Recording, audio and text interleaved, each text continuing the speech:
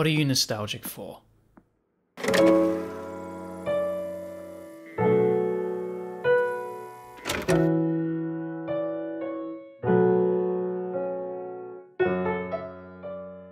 most common answer is simple and obvious.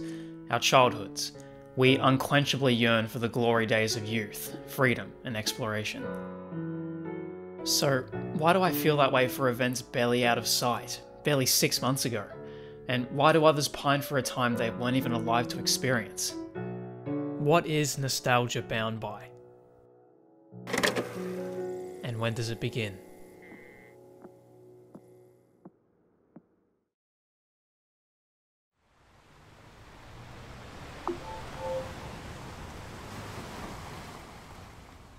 Nevertheless, I long, I pine all my days, to travel home and see the dawn of my return. And if a god will wreck me yet again on the wine-dark sea, I can bear that too, with a spirit tempered to endure. That's a quote from Homer's epic poem, The Odyssey. It's a famous literary work that explores one facet of the phenomenon that would be called nostalgia. The word itself is a composite of nostos, meaning homecoming, a key theme in the Odyssey, as well as algos, meaning pain, that bittersweetness we all know too well. Odysseus' journey home to his city of Ithaca following the Trojan War sees him reckon with gods and titans, but none of these encounters stop him. As he says in the quote, his spirit is tempered to endure. The worry he feels is what motivates him to move. Thousands of years after the Odyssey's inception, in the mid to late 17th century, several Swiss mercenaries serving Europe's kings and queens would report feeling ceaselessly down and unenergized. A subset even experienced strange physical symptoms. Their hearts would flutter and skip their beats, and their dormant minds would seldom drift to sleep. This peculiar affection was of great concern, as it had no clear source and even less clear paths for treatment.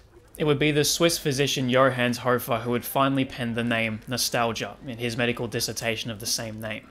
He considered it a vicious variant of homesickness, believing that the fatherland had impressed itself on the minds of these men, and that these memories were triggered by the vibrations of animal spirits.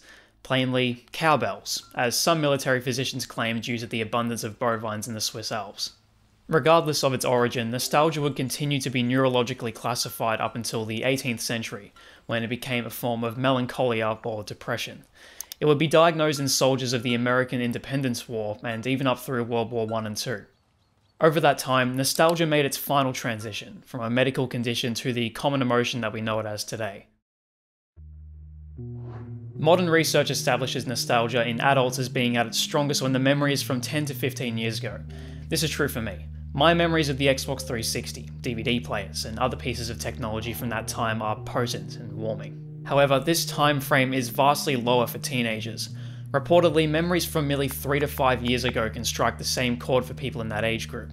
Given that I am personally somewhere between an adult and a teenager, I can back this up too. I fondly remember blind clearing Destiny 2's dungeon Pit of Heresy on day 1 with some friends. That's a memory from only 5 years ago. This is why I'm so confounded by my most recent nostalgic memory, the GTA 6 trailer.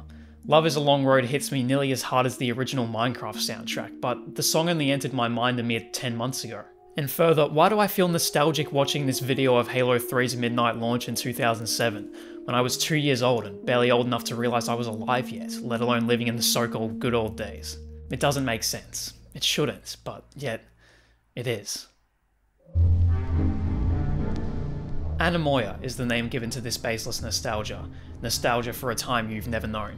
It's worth noting though that this term doesn't have the same etymological history as nostalgia, rather it's more of a product of it, and technically speaking, it's not even a real word. It comes from Joe Koenig's Dictionary of Obscure Sorrows, a collection of devised words filling in the gaps in our language, describing things that we couldn't before. That being said, obscure describes anything but the prevalence of this feeling. A simple Google search will show you dozens of communities, thousands of members strong, discussing it. But how is it possible that we can feel nostalgic over something we've never known, and on such a prolific scale?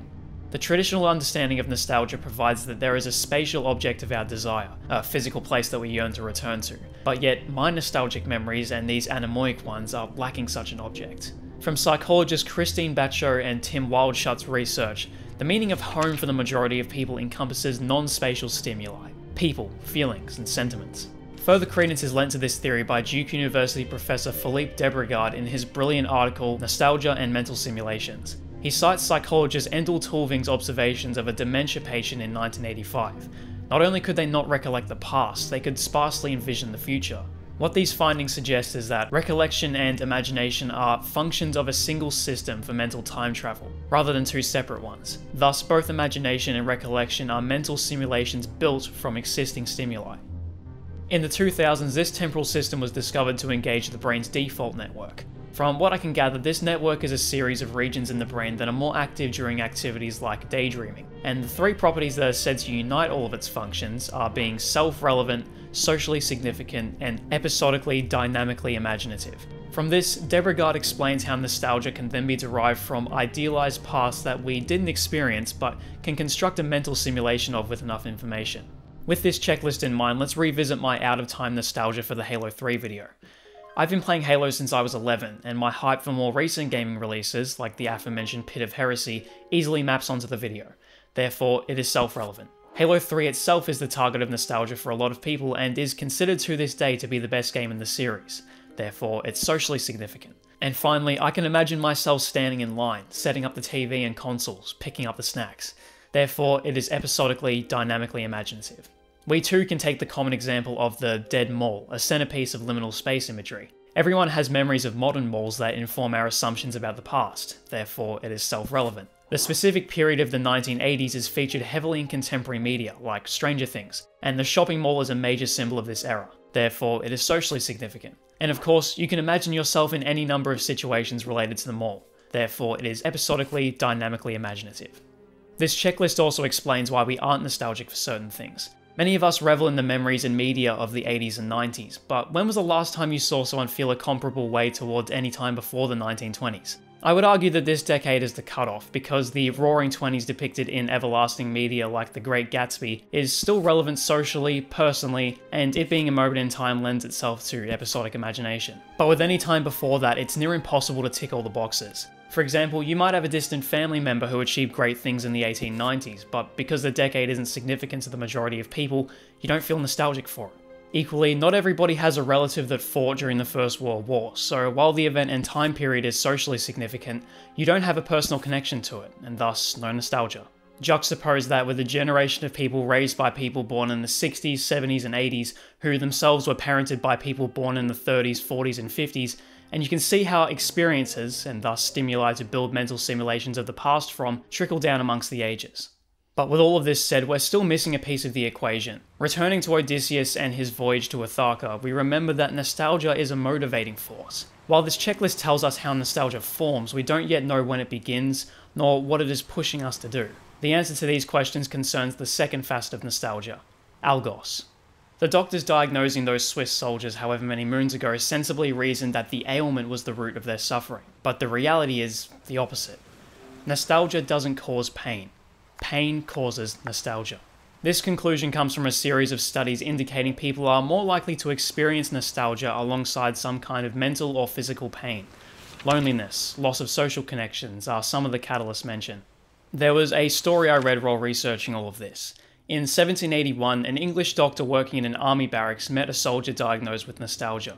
He complained of a universal weakness that seemed only to be lifted when he could talk about his home, the friends that he missed. In discussion, he asked the doctor if he could be discharged there. The doctor affirmed so long as his physical condition improved. Simply the promise of going home was enough to put the soldier on the mend. The story ends there, but I wonder how the soldier felt when he finally got home. Did it live up to the romantic image, the romantic simulation of it that he built in his mind? I know that the GTA 6 trailer released not long after I completed my final high school exam. It was a time in my life imbued with hope and excitement for my future. It felt like I'd finally been granted autonomy, finally allowed to do with my life what I saw fit. I felt happy. But for the latter half of this year, I've been struggling. My time at school impacted me in ways that didn't reveal themselves until now. But matter lives in time. Feelings are nomadic. Nostalgia is, at its core, a desire. A desire has an object, in this case the past, and criterion by which that object is attained. If these are fulfilled, then the desire is achieved. Debregard sees two pathways towards achieving the desire of nostalgia: travelling to the past or bringing the past to the present. Both, at least physically, are impossible. I know I don't want to be a boy again. I just want to feel like one. To feel home. We'll never be home if home is a place, but we know it's not. We observe a lack of its qualities in our present and their abundance in our pasts. And as a result, nostalgia begins.